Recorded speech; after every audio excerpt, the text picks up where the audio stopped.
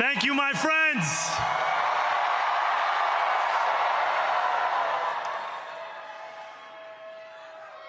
The sun may have set over our city this evening, but as Eugene Debs once said,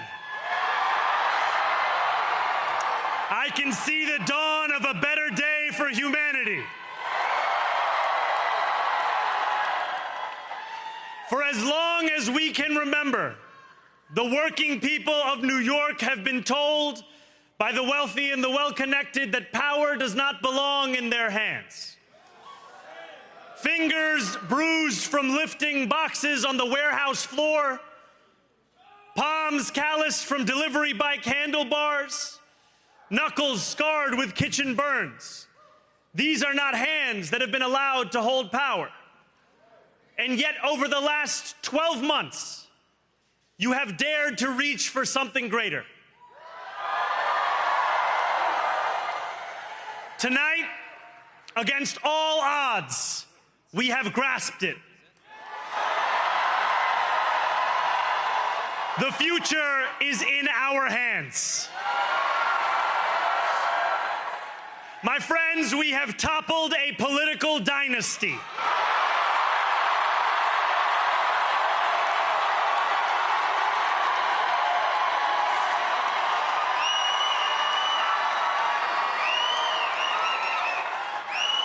I wish Andrew Cuomo only the best in private life. But let tonight be the final time I utter his name as we turn the page on a politics that abandons the many and answers only to the few.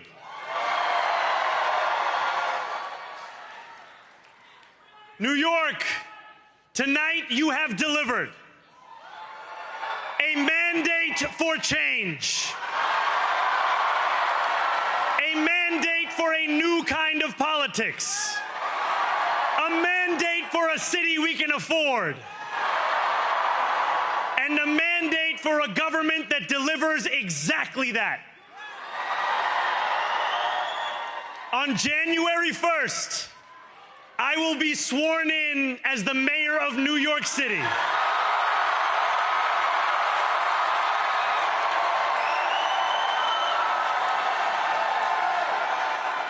And that is because of you. So before I say anything else, I must say this. Thank you. Thank you to the next generation of New Yorkers who refused to accept that the promise of a better future was a relic of the past. You showed that when politics speaks to you without condescension, we can usher in a new era of leadership. We will fight for you because we are you. Or as we say on Steinway, ana minkum wa ilaykum.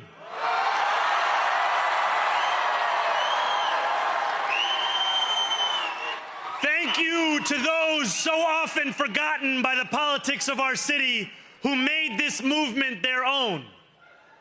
I speak of Yemeni bodega owners and Mexican abuelas, Senegalese taxi drivers and Uzbek nurses, Trinidadian line cooks and Ethiopian aunties. Yes, aunties. To every New Yorker in Kensington and Midwood and Hunts Point, know this. This city is your city, and this democracy is yours too. This campaign is about people like Wesley, an $11.99 organizer I met outside of Elmhurst Hospital on Thursday night. A New Yorker who lives elsewhere, who commutes 2 hours each way from Pennsylvania because rent is too expensive in this city. It's about people like the woman I met on the BX-33 years ago, who said to me, I used to love New York, but now it's just where I live. And it's about people like Richard, the taxi driver I went on a 15-day hunger strike with outside of City Hall, who still has to drive his cab 7 days a week. My brother, we are in City Hall now.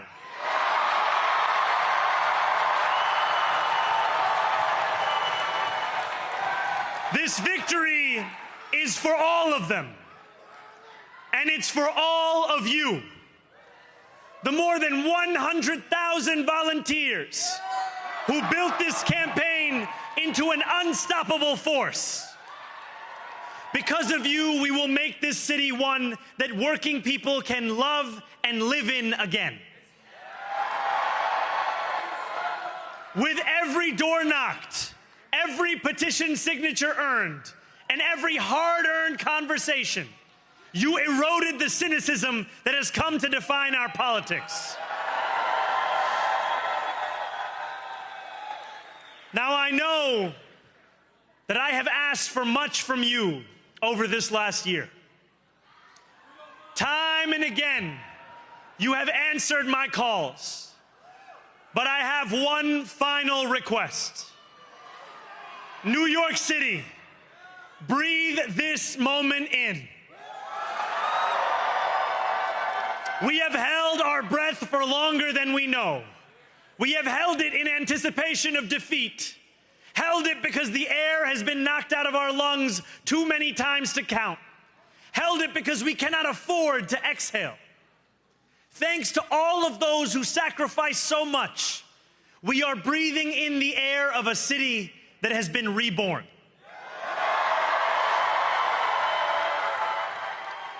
To my campaign team, who believed when no one else did, and who took an electoral project and turned it into so much more, I will never be able to express the depth of my gratitude. You can sleep now.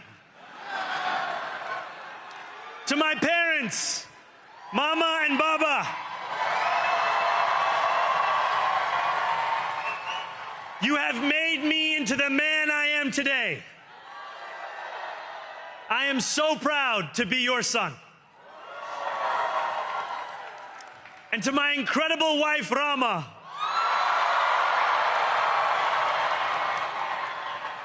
Hayati, there is no one I would rather have by my side in this moment and in every moment. To every New Yorker, whether you voted for me, for one of my opponents, or felt too disappointed by politics to vote at all, thank you for the opportunity to prove myself worthy of your trust. I will wake each morning with a singular purpose: to make this city better for you than it was the day before. There are many who thought this day would never come, who feared that we would be condemned only to a future of less, with every election consigning us simply to more of the same. And there are others who see politics today as too cruel for the flame of hope to still burn. New York, we have answered those fears. Tonight, we have spoken in a clear voice. Hope is alive. Hope is a decision that tens of thousands of New Yorkers made day after day, volunteer shift after volunteer shift, despite attack ad after attack ad. More than 1 million of us stood in our churches, in gymnasiums, in community centers, as we filled in the ledger of democracy. And while we cast our ballots alone, we chose hope together. Hope over tyranny. Hope over big money and small ideas. Hope over despair. We won because New Yorkers allowed themselves to hope that the impossible could be made possible. And we won because we insisted that no longer would politics be something that is done to us. Now it is something that we do.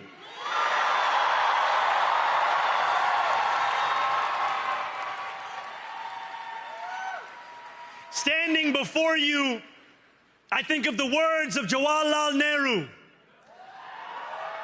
A moment comes but rarely in history when we step out from the old to the new, when an age ends and when the soul of a nation long suppressed finds utterance. Tonight we have stepped out from the old into the new. So let us speak now with clarity and conviction that cannot be misunderstood about what this new age will deliver and for whom. This will be an age where New Yorkers expect from their leaders a bold vision of what we will achieve, rather than a list of excuses for what we are too timid to attempt. Central to that vision will be the most ambitious agenda to tackle the cost of living crisis that this city has seen since the days of Fiorella LaGuardia.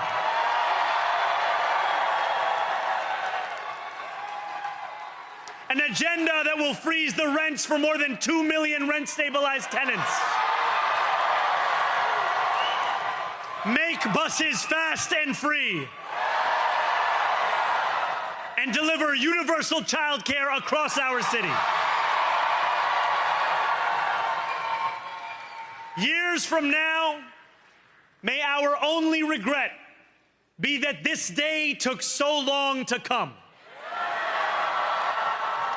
This new age will be one of relentless improvement. We will hire thousands more teachers. We will cut waste from a bloated bureaucracy. We will work tirelessly to make lights shine again in the hallways of NYCHA developments where they have long flickered. Safety and justice will go hand in hand as we work with police officers to reduce crime and create a department of community safety that tackles the mental health crisis and homelessness crises head on. Excellence will become the expectation across government, not the exception.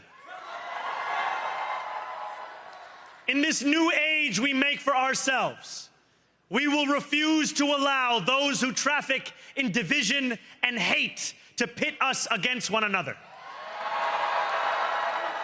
In this moment of political darkness, New York will be the light. Here, we believe in standing up for those we love.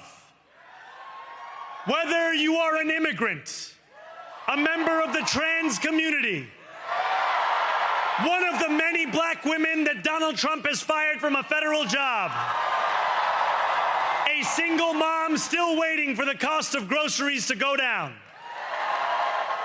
or anyone else with their back against the wall, your struggle is ours too.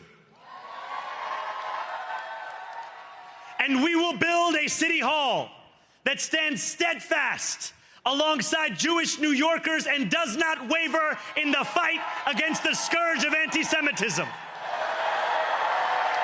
Where the more than 1 million Muslims know that they belong. Not just in the 5 boroughs of this city, but in the halls of power. No more will New York be a city where you can traffic in Islamophobia and win an election.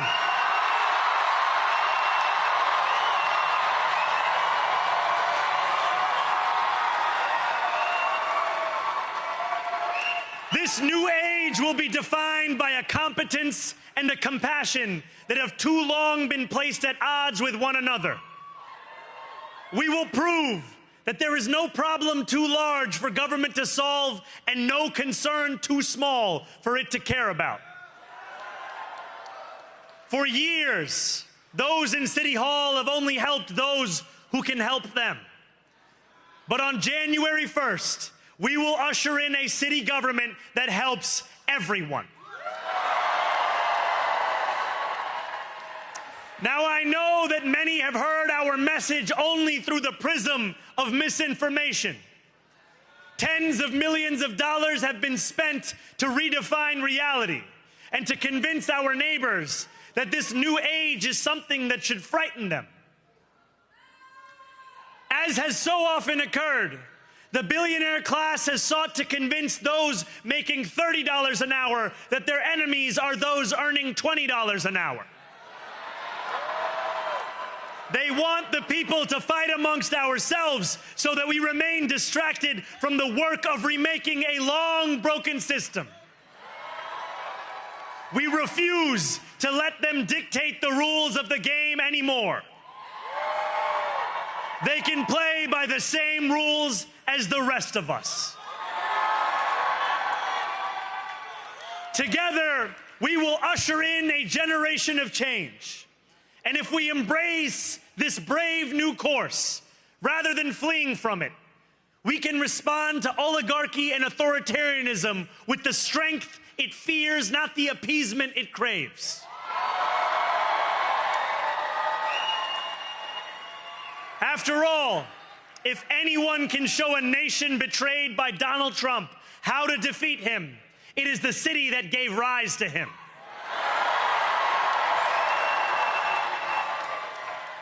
And if there is any way to terrify a despot, it is by dismantling the very conditions that allowed him to accumulate power. This is not only how we stop Trump, it's how we stop the next one.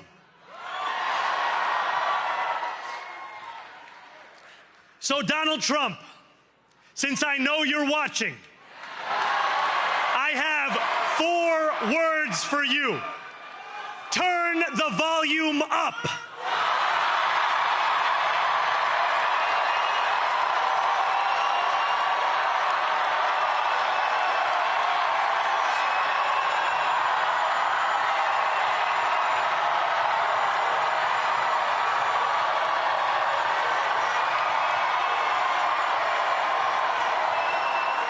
We will hold bad landlords to account because the Donald Trumps of our city have grown far too comfortable taking advantage of their tenants. We will put an end to the culture of corruption that has allowed billionaires like Trump to evade taxation and exploit tax breaks.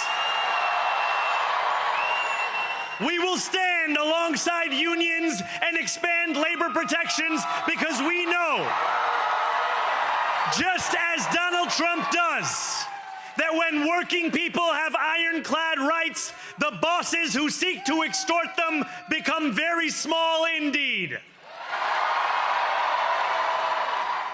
New York will remain a city of immigrants, a city built by immigrants, powered by immigrants,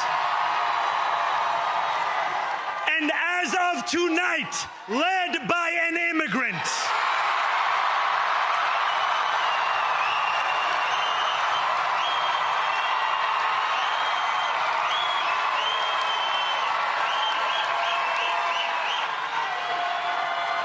So hear me, President Trump, when I say this. To get to any of us, you will have to get through all of us.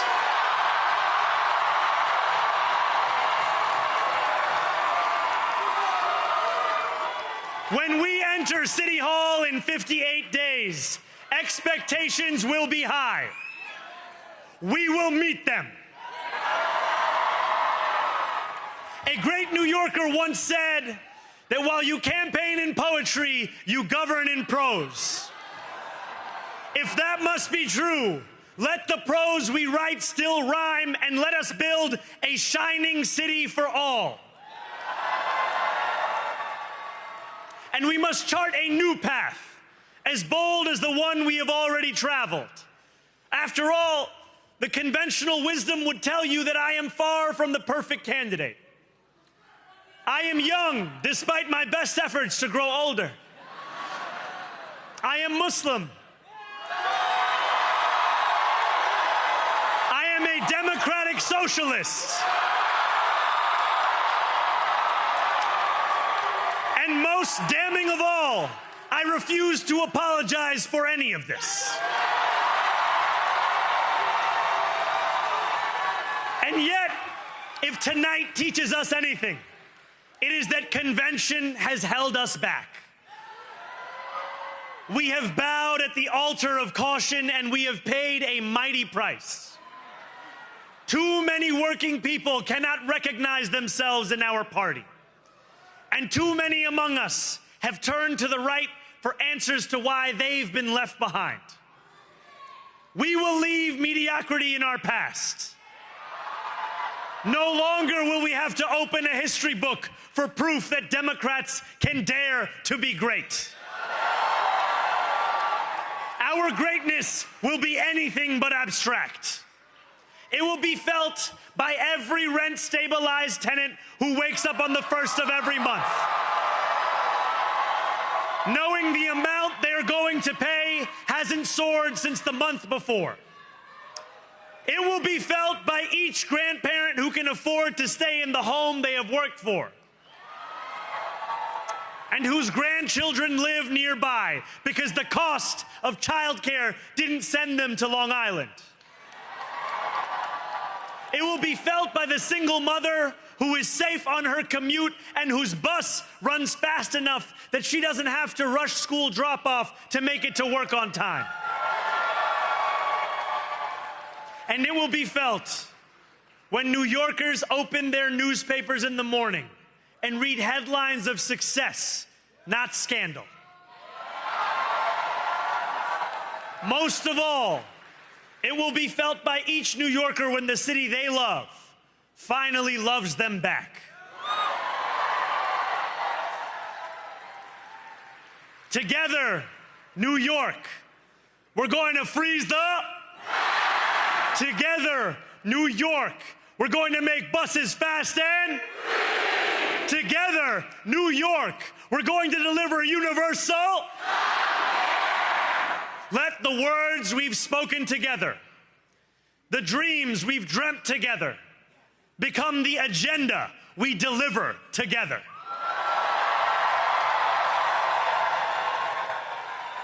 New York, this power, it's yours. This city belongs to you. Thank you.